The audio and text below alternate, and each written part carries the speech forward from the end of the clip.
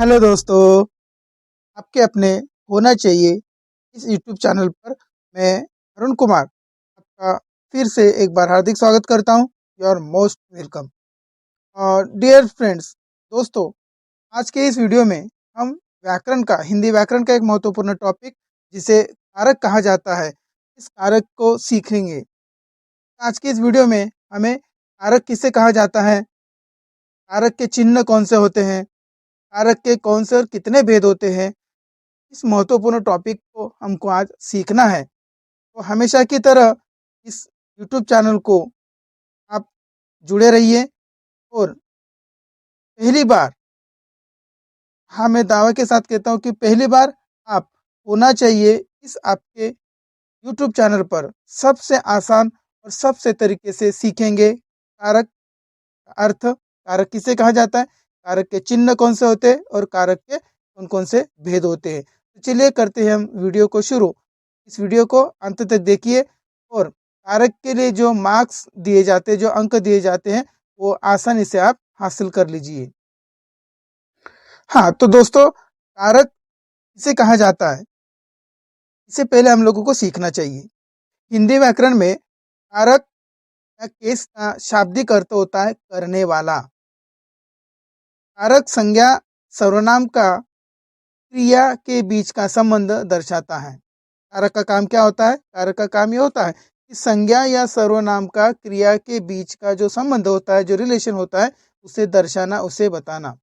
हिंदी व्याकरण में इसका काफी महत्वपूर्ण स्थान होता है। किसी भी वाक्य में प्रयोग किए हुए शब्दों का आपस में संबंध होता है। मतलब एक वाक्य में जितने भी सारे शब्द प्रयोग किए जाते हैं, उनका एक दूसरे के साथ एक आपसी संबंध होता है।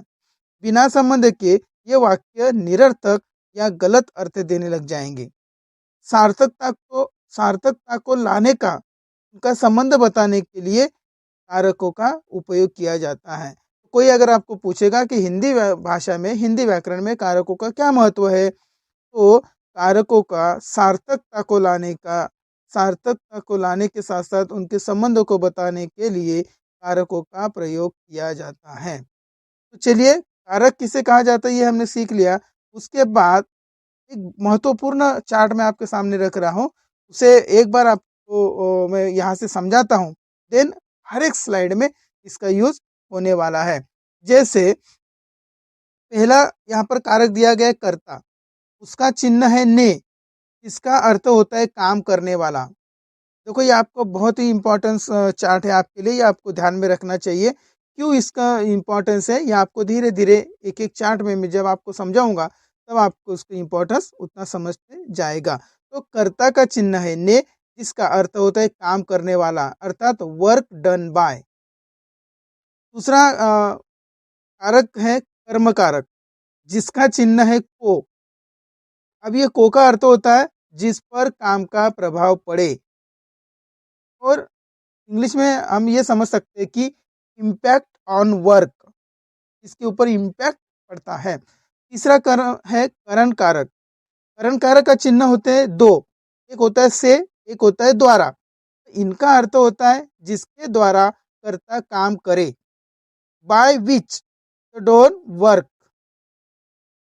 चौथा जो है संप्रदान, संप्रदान के चिन्ह तीन, को दो, को के लिए, जिसका अर्थ होता है जिसके लिए किया गया हो, टू एक्ट फॉर। देखिए, कर्म का चिन्ह भी को है, संप्रदान का भी को है, तो इसमें अंतर क्या है। कर्म का जो चिन्ह को है, जिसका अर्थ होता है जिस पर काम का प्रभाव पड़े, इम्पैक्ट ऑन वर्क। और संप्रदान का चिन्ह भी को है, लेकिन उसका अर्थ होता है जिसके लिए क्रिया की गई हो, टू एक्ट फॉर। ओके, उसके साथ आता है अपादान। अपादान कारक का चिन्ह होता है से, अर्थात अलग होना। उसका अर्थ होता है जिससे अलगाव हो, रिलेशन टू अदर पोस्ट। उसके बाद का कारक है संबंध कारक। संबंध कारक का चिन्ह होते हैं का, की, के, ना, नी, ने, रा, री, रे। इनका अर्थ होता है अन्य पदों से संबंध। उसके बाद आता है अधिकरण। अधिकरण कारक के चिन्ह होते हैं दो, एक होता है में या दूसरा होता है पर। इसका अर्थ होता है क्रिया का आधार, अर्थात बेसिस ऑफ एक्शन। अधिकरण के चिन्ह दो, एक में और दूसरा पर। लास्ट वाला कारक है संबोधन। संबोधन कारक के चिन्ह हे, अरे, जी। इसका अर्थ होता है किसी को पुकारना, किसी को बुलाना, टू कॉल समवन। ये दोनों चार्ट आपको मैंने अभी समझाए हैं, इसका आपको हर एक स्लाइड में यूज होने वाला है। चलिए इसके साथ अब हम ये समझते हैं कि कारक का क्या इंपॉर्टेंस होता है और कारक क्यों सीखना चाहिए। कारक हमें कब पता चलता है? कारक सीखने के लिए इस स्लाइड का अत्यंत यूज होता है। क्रिया के साथ कौन प्रश्न करके कर्ता की पहचान की जाती है, जबकि क्रिया के साथ क्या और किसको इस प्रश्न करने पर कर्म का पता चलता है। अर्थात वाक्य में कर्ता कौन सा है, कर्म कौन सा है, ये कैसे पहचाने, इसका हमें कैसा अंदाजा आएगा। तो क्रिया के साथ कौन प्रश्न पूछने पर कर्ता का पता चलता है, उसी प्रकार क्रिया के साथ क्या किसको आदि प्रश्न पूछने पर कर्म का पता चलता है। कारक समझने के लिए कर्ता, कर्म, इनको समझना बहुत जरूरी होता है। कारक समझने के लिए कर्ता और कर्म इनको समझना जरूरी है। हमें यह समझना चाहिए कि दिए गए वाक्य में कर्ता कौन सा है और कर्म कौन सा है। अब कर्ता कैसे पहचाने हम? क्रिया के साथ कौन प्रश्न पूछो, उसका जो उत्तर आएगा वहां होगा कर्ता। और जहां क्रिया के साथ आप क्या किसको आदि प्रश्न जब पूछते हो तो उसमें जो उत्तर आता है वो होता है कर्म, वह हमें कर्म का पता चलता है। तो कारक समझने के लिए कर्ता और कर्म समझना बहुत ही जरूरी है। अब शुरू होता है हमारे कारक इस वीडियो का महत्वपूर्ण अंग। पहला कारक है कर्ता कारक। अब कर्ता कारक किसे कहा जाएगा? संज्ञा या सर्वनाम का वह रूप जिसके द्वारा कार्य को करने का बोध हो, वह कर्ता कारक कहलाता है। और कर्ता कारक की विभक्ति ने है। कर्ता कारक की विभक्ति क्या है? ने। डियर फ्रेंड्स, परीक्षा में, एग्जाम में आपको दोनों तरह से ये प्रश्न पूछा जाता है। एक तो आपको ऐसे कहते हैं कि दिए हुए वाक्यों में से कर्ता, दिए हुए वाक्यों में से कारक पहचानिए, कारक कौन सा है। दूसरा, दिए गए वाक्यों में से कारक के चिन्ह पहचानिए। दोनों तरह से भी आपको पूछा जाता है। एक तो आपको उसके चिन्ह पहचानने होते हैं या उसका भेद पूछा जाता है। तो यहाँ पर कर्ता कारक का चिन्ह है ने। उदाहरण से समझिए, आदर्श ने भोजन किया, गायक गाना गा रहा है, सीता पुस्तक पढ़ती है, कबीर ने पुस्तक पढ़ा। यहाँ ध्यान रखने वाली ये बात है कि विभक्ति चिन्ह ने का प्रयोग कर्ता कारक के साथ केवल भूतकालिक क्रिया होने पर ही होता है। देखिए, आदर्श ने भोजन कर लिया, ये कौन सी क्रिया है? कर लिया या भोजन किया, तो ये भूतकालिक क्रिया है, ये क्रिया हो गई है, इसलिए इसके साथ ने का चिन्ह आएगा। और जो वाक्य वर्तमान काल, भविष्य काल तथा कर्मक होंगे उनमें ने चिन्ह, ये ने विभक्ति नहीं लगती है। जैसे गायक गाना गा रहा है, इसमें ने नहीं लगा है। गायक ने गाना गाया, ऐसा नहीं है। सीमा पुस्तक पढ़ती है, सीमा ने पुस्तक पढ़ी, सीमा ने पुस्तक पढ़ती है, ऐसा वाक्य नहीं होगा। क्यों नहीं होगा? क्योंकि यहाँ पर ने, ये कर्ता कारक का साइन, ये चिन्ह तभी लगेगा जबकि वह वाक्य भूतकालिक क्रिया का हो। यहाँ आदर्श ने भोजन कर लिया है, उसके भोजन करने की क्रिया समाप्त हो चुकी है, भूतकाल में हो चुकी है, इसलिए वहां पे ने लगा है। डियर फ्रेंड्स, हमने कर्ता कारक में ये सीखा है कि कर्ता कारक का चिन्ह ने होता है। ठीक, उसके बाद आता है दूसरा, कर्म कारक। कर्म कारक किसे कहा जाएगा? वाक्य में संज्ञा सर्वनाम पर जिस शब्द का प्रभाव सीधे पड़ता है उसे कर्म कारक कहते हैं।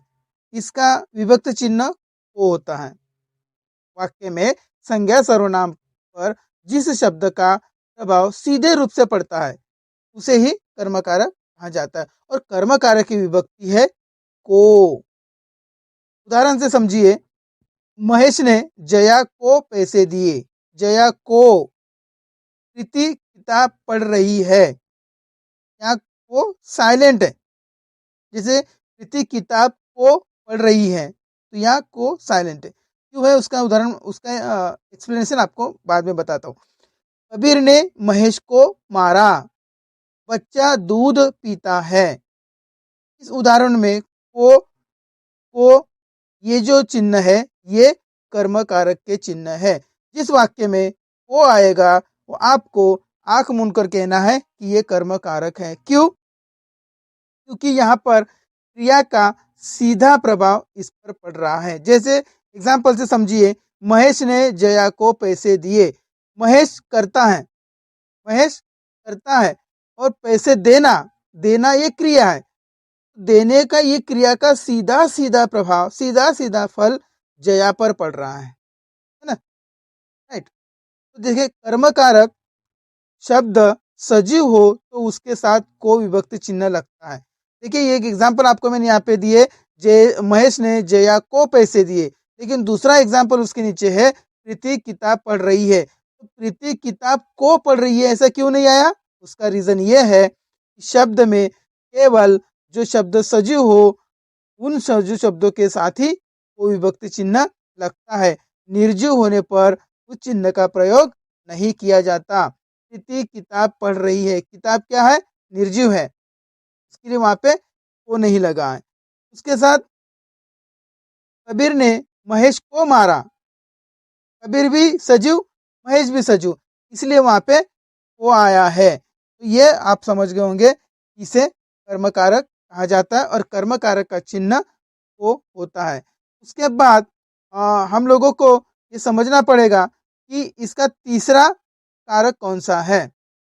दोस्तों, कारक की सीरियल में अगले पादान पर 3 नंबर पर है करण कारक। करण कारक किसे कहा जाएगा? वाक्य में जिस साधन से क्रिया होती है उसे करण कारक कहते हैं। अर्थात वाक्य पढ़ने के बाद आपको ये समझ में आता है कि अरे इस साधन से ये क्रिया हुई है, वहां पर करण कारक होता है। ये साधन का मतलब होता है जिसे मीडिया कह सकते हैं, मीडियम कह सकते हैं, जरिया कह सकते हैं। तो वाक्य में जिस साधन से क्रिया होती है उसे करण कारक कहा जाता है। और इस करण कारक विभक्ति के चिन्ह होते हैं से और के द्वारा। तो होते हैं से और के द्वारा। एग्जाम्पल से समझिए, बालक गेंद से खेल रहे हैं। यहाँ से आया है। बालक किससे खेल रहे? गेंद से। गेंद क्या है? एक साधन है, एक जरिया है, एक मीडिया है। बालक गेंद से खेल रहा है। इस वाक्य में कर्ता कौन है? बालक। और उससे खेलने का कार्य किससे हो रहा है? गेंद से हो रहा है। इसलिए गेंद से ये करण कारक है क्योंकि यह साधन है। दूसरा एग्जाम्पल देखिए, बच्चा बोतल से दूध पीता है। ऐसा वाक्य अगर आता है तो इसमें अगर आपको कहा जाता है कि इसमें कौन सा कारक है पहचानिए, तो आपको कहाँ पता चलना चाहिए? बच्चा बोतल से दूध पीता है। इसमें क्या आया है? से आया है। और से आया है तो ये करण कारक होगा। दूसरी दूसरी बात यहाँ पे क्या है, समझ की बात क्या है कि इसमें साधन का पता चल रहा है। बच्चा किससे दूध पी रहा है?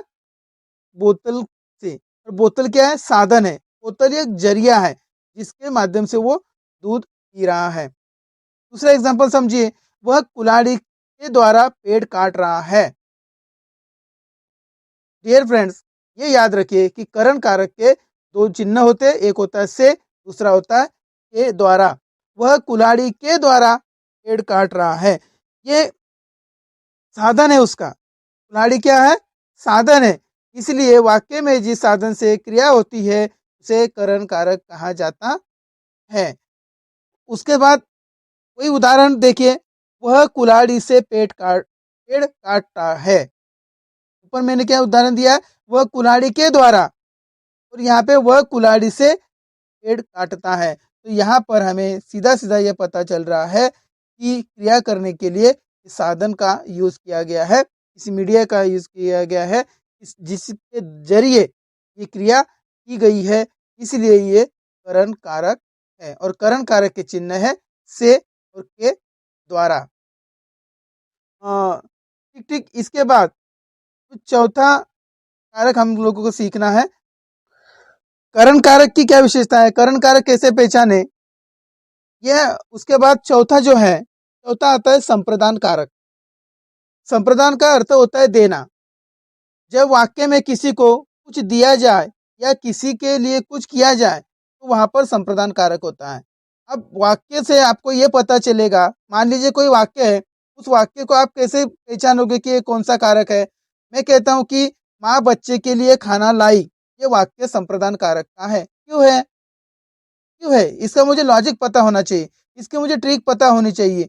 जैसे माँ बच्चों के लिए खाना लाई, ये संप्रदान कारक क्यों है, क्योंकि संप्रदान का अर्थ होता है देना। यहाँ माँ क्या कर रही है, माँ बच्चों को खाना दे रही है। दूसरी बात, जब वाक्य में किसी को कुछ दिया जाए या किसी के लिए कुछ किया जाए, वहां पर संप्रदान होता है।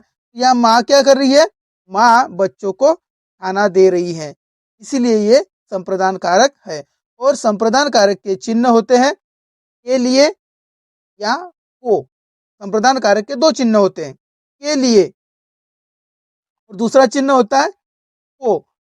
इसमें ध्यान में रखिए कि माँ बच्चों के लिए खाना लाई, के लिए आ गया तो संप्रदान कारक है, ये पक्का है। दूसरी बात, ये संप्रदान कारक क्यों है, क्योंकि इससे हमें ये पता चल रहा है कि ये वाक्य में किसी को कुछ दिया जा रहा है या किसी के लिए काम किया जा रहा है। मैं मेहमानों के लिए चाय बना रहा हूँ, इस वाक्य से क्या पता चल रहा है कि किसी दूसरे के लिए ये कार्य किया जा रहा है, किसी दूसरे को कुछ दिया जा रहा है, इसलिए ये संप्रदान कारक है और इसका चिन्ह यहाँ पर के लिए है। जैसे मैंने भी पहले आपको कहा कि परीक्षा में दोनों तरफ से ये पूछा जाता है, एक तो आपको कारक पहचानना होता है, दूसरी बात उस कारक का जो चिन्ह होता है वो चिन्ह आपको पहचानना होता है। मान लीजिए आपको ये वाक्य आ गया कि भोजन के लिए सब्जी लाओ, तो आपको ये लिखना पड़ेगा कि भोजन के लिए सब्जी लाओ, यह संप्रदान कारक का वाक्य है। भोजन के लिए सब्जी लाओ, ये संप्रदान कारक है। दूसरी बात, इसका चिन्ह के लिए है। तो दोनों तरफ से आपको वो पूछा जाता है, जिसका आंसर आपको देना पड़ेगा। नेक्स्ट एग्जाम्पल देखिए, कबीर ने कपिल को गाड़ी दी, किसको गाड़ी दी, कपिल को। इससे क्या पता चल रहा है, इस को से हमें क्या पता चल रहा है कि किसी को कुछ दिया जा रहा है, किसी के लिए कुछ किया जा रहा है, इसलिए ये संप्रदान कारक है। इसके साथ डियर फ्रेंड्स आता है हमारा फिफ्थ, पांचवा कारक, अपादान कारक। यह अपादान शब्द का तात्पर्य होता है अलगाव, दूर होना। संज्ञा के जिस रूप से एक वस्तु का दूसरी वस्तु से अलग होना पाया जाए उसे अपादान कारक कहते हैं। अपादान कारक ध्यान में रखिए, संज्ञा के जिस रूप से एक वस्तु का दूसरे वस्तु से अलग होना जहाँ पाया जाता है वहाँ अपादान कारक होता है। आपको वाक्य पढ़ना है। वाक्य पढ़ने के बाद अगर यहाँ आपको दिखाई दे कि यहाँ एक वस्तु दूसरे वस्तु से अलग हो रही है, वहां पर आंखें मुनकर आपको लिख देना है कि अपादान कारक है। अब अपादान कारक का जो चिन्ह होता है वो होता है से। अपादान कारक का चिन्ह होता है से। अब देखिए इसमें इसके पहले भी से चिन्ह आया हुआ है, तो इसके लिए मैंने आपको पहले चार्ट बताया था, जब वीडियो हमारी शुरू हुई थी उसके पहले मैंने आपको चार्ट बताया था कि कौन सा कारक है, उसके चिन्ह क्या है। लेकिन चार्ट में मैंने आपको ये क्लियर कर दिया था कि उसका मीनिंग क्या होता है। वो चार्ट जैसे मैंने तब भी कहा था, अब भी कह रहा हूँ, वो चार्ट आपको कारक सीखने के लिए बहुत ही इम्पोर्टेंस होता है, उसको आपको याद कर लेना चाहिए। यहाँ अपादान कारक के उदाहरण देखिए, हिमालय से गंगा बहती है, कहाँ से बहती है, हिमालय से। अब ये से आने से क्या हो गया, अलगाव, मतलब जहाँ हिमालय से गंगा निकली वो वहां पे रुकी हुई क्या, नो, वो उससे अलग हो गई हिमालय से और बहते बहते बहते दूर आ गई है। तो एक वस्तु दूसरे वस्तु से अलग हो गई है, जहां उसका उद्गम है वहां से वो अलग हो गई, आगे आगे बढ़ गई। पृथ्वी सूर्य से दूर है, यहाँ से है, से ये क्या है, ये अपादान कारक का चिन्ह है। ये पृथ्वी सूर्य से दूर है, ये अपादान कारक ही क्यों है, क्योंकि पृथ्वी सूर्य से दूर है। इस वाक्य को पढ़ने के बाद हमें यह लगता है कि यहाँ पर एक वस्तु दूसरे वस्तु से अलग होती हुई लग रही है, या उनका अलगाव लग रहा है। पृथ्वी कहाँ, सूर्य कहाँ, है ना, इनमें एक से दूसरी वस्तु अलग होना पाया जाता है। तीसरा उदाहरण देखिए, पेड़ से पत्ते गिरते हैं। अब पत्ते जब पेड़ में होते हैं तो उसके साथ होते हैं, पेड़ के साथ, लेकिन जब वो टूटकर नीचे गिरते हैं क्या होता है, उनका अलगाव हो जाता है। पेड़ से, वृक्ष से, ट्री से उनका अलगाव हो जाता है, वो दूर हो जाते हैं। और हमें हमें क्या बताया गया, हमने क्या सीखा कि संज्ञा के जिस रूप से एक वस्तु का दूसरे वस्तु से अलग होना पाया जाए, वहां पे अपादान कारक होता है। तो पेड़ का पत्ते का पेड़ से अलगा हो रहा है, पत्ते से पेड़, पेड़ से पत्ता, ये दूर हो रहे हैं, इसीलिए यहाँ पर ये अपादान कारक है। उसके बाद नेक्स्ट कारक है संबंध कारक। संबंध कारक की क्या पहचान है, संज्ञा या सर्वनाम का वह रूप जो हमें इन्हीं दो वस्तुओं के बीच संबंध का बोध कराता है, वह संबंध कारक कहलाता है। यहाँ क्या होता है कि संज्ञा सर्वनाम का ऐसा एक रूप होता है जो हमें इन्हीं दो वस्तुओं के बीच का जो संबंध है, उनके उनके संबंधों को उजागर करने का काम ये करता है, इसलिए यहाँ पर ये संबंध कारक कहलाता है। और संबंध कारक के विभक्त चिन्ह का, की, के, ना, नी, ने, रा, री, रे आदि होते हैं। यहाँ पर ना, नी, ना, नी, ने होना चाहिए, या नी की जगह नो हो गया है, उसको करेक्ट कर लीजिएगा। तो इसके चिन्ह होते हैं का, की, के, ना, नी, ने, रा, री, रे आदि।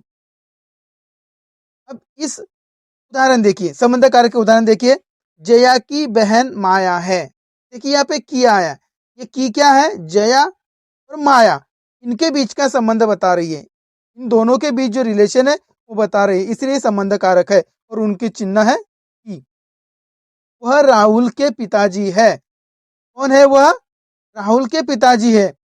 राहुल और पिताजी, इनके बीच का संबंध का बताने का काम ये कर रहा है।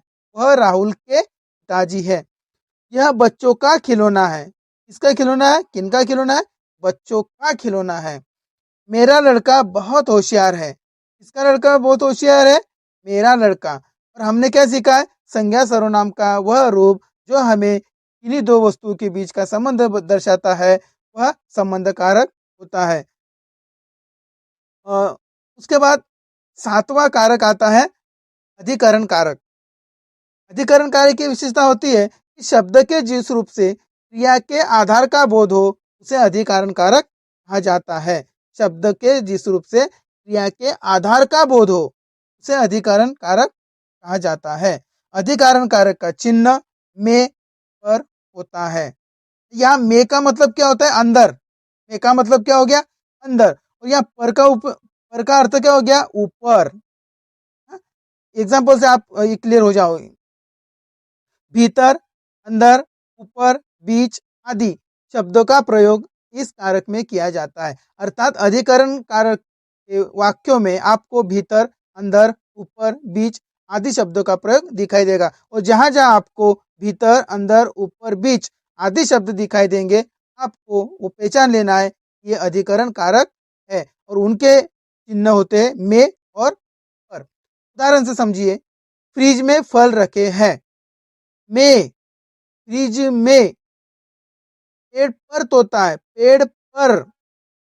में आया विभक्त चिन्ह, पर आया विभक्त चिन्ह, अधिकरण कारक है, हमने पहचान लिया। दूसरा, बच्चे कक्षा में पढ़ते हैं। सीता पलंग पर सो रही है। डियर फ्रेंड्स, आपको अधिकरण पहचान की ये ट्रिक है कि इसके चिन्ह में और पर होते हैं। इसके पहले भी हमने में देखा है, लेकिन उसमें अंतर है। उस चार्ट को फिर से मैं आपको दोहराता हूँ, वो चार्ट को आपको फिर से देख लेना है। इस में का यहाँ पे अर्थ होता है अंदर। इस में का अर्थ होता है यहाँ पे अंदर। अधिकरण कारक में और पर ये उसके दो चिन्ह है। और यहाँ पर हमें क्रिया के आधार का बोध होता है, इसलिए ये अधिकारण कारक होता है। इसमें इसके साथ लास्ट वाला एक कारक है संबोधन कारक। अब संबोधन कारक किसे कहा जाएगा? संबोधन कारक हम कैसे पहचाने?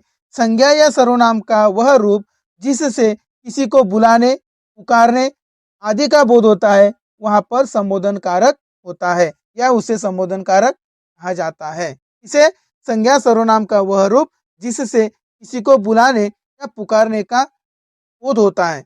अर्थात वाक्य से हमें ऐसा पता चलता है कि इस वाक्य से किसी को बुलाया जा रहा है, किसी को पुकारा जा रहा है, तो वहां पर यह संबोधन बोधक संबोधन कारक होता है। और इस कारक के चिन्ह क्या है? इस कारक के चिन्ह है अरे, हे, अजी, रे आदि उनके विभक्ति चिन्ह होते हैं। उदाहरण से समझिए, अरे भैया तुम क्यों रो रहे हो? देखो भैया के बाद उद्गारवाचक चिन्ह आया और अरे भैया तुम क्यों रो रहे हो, ये जब हम सुनते हैं, जब बोलते हैं तो ये कैसे लगता है? हम किसी को पुकार रहे हैं, किसी को बुला रहे हैं। हे ईश्वर, इस कोरोना संकट के समय सबकी रक्षा करना, है ना? जी सुनते हो? प्रिया के पापा, है ना, जैसे घर घर में मम्मी आवाज वगैरह देती है तो उसके लिए यूज किया जाता है अजी। हे राम, बहुत बुरा हुआ उनके साथ। अगर कोई दुर्घटना घट जाती है तो हम तुरंत ही बोल पड़ते हैं हे राम, बहुत ही बुरा हुआ उनके साथ, है ना? इस प्रकार से तो यहाँ पर इस वाक्य में जैसे आपको अगर वाक्य आया, अरे भैया तुम क्यों रो रहे हो, इस वाक्य का कारक भेद पहचानिए। भेद पहचानिए अगर आपको पूछा गया तो आपको लिख देना है अरे भैया, ये यहाँ पर उद्गारवाचक चिन्ह लगा है और ये किसी दूसरे को पुकारने का काम कर रहा है, किसी दूसरे को बुलाने का काम कर रहा है, इसलिए ये संबोधन कारक है। दूसरी बात, इसके चिन्ह क्या हो गए? इसके चिन्ह हो गए अरे। तो डियर फ्रेंड्स, हमेशा की तरह इस वीडियो में भी मैंने आपको कुछ वैल्यू देने की कोशिश की है, आपको कुछ समझाने की कोशिश की है, आपकी परीक्षा के रिगार्डिंग, आपकी कॉम्पिटिटिव एग्जाम के रिगार्डिंग, आपके नॉलेज में बढ़ोतरी होने के रिगार्डिंग इसमें कुछ देने की मैंने कोशिश की है। आशा करता हूँ यहाँ तक आपने वीडियो देखा है, कुछ तो वैल्यू आपको मिली होगी और इसीलिए आपको एक रिक्वेस्ट करता हूँ कि अपने इस होना चाहिए चैनल को प्लीज़ सब्सक्राइब कीजिए, शेयर कीजिए और हाँ, वीडियो कैसे लगता है कमेंट्स जरूर कीजिए।